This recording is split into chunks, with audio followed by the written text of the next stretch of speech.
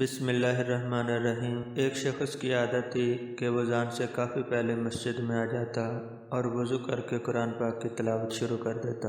اس طرح جماعت ہونے سے پہلے اسے تلاوت کے لیے کافی وقت مل جاتا۔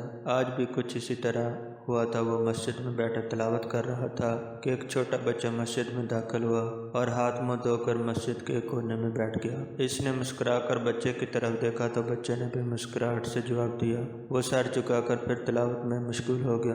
تھوڑی دیر بعد تلاوت کے دوران اس نے سر اٹھا کر دیکھا تو وہ چھوٹا بچہ اپنے ننھے ہاتھ اٹھا کر آنکھیں بند کر کے دعا مانگ رہا تھا۔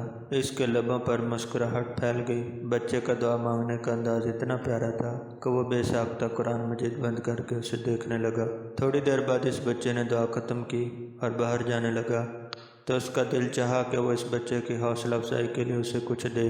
اس نے بچے کو پاس بلایا اور سر پر ہاتھ پھیر کر اس کو 100 کا نوٹ دیا۔ بچے نے تھوڑی سی ہچکچاہٹ کے بعد وہ نوٹ قبول کر لیا۔ اس نے بچے سے پوچھا کہ بتاؤ تم اللہ سے کیا دعا مانگ رہے تھے؟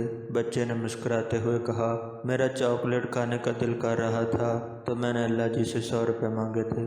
یہ کہہ کر وہ چلا گیا۔ بچے کے جانے کے بعد بھی وہ اسی سمت دیکھتا رہا جس طرح وہ بچہ گیا تھا، جو اسے یقین اور اخلاص سے دعا مانگنے کا ایک طریقہ سکھایا گیا تھا۔ واہ میرے مولا، تو گمان سے بڑھ کے دیتا ہے۔ خدا حافظ۔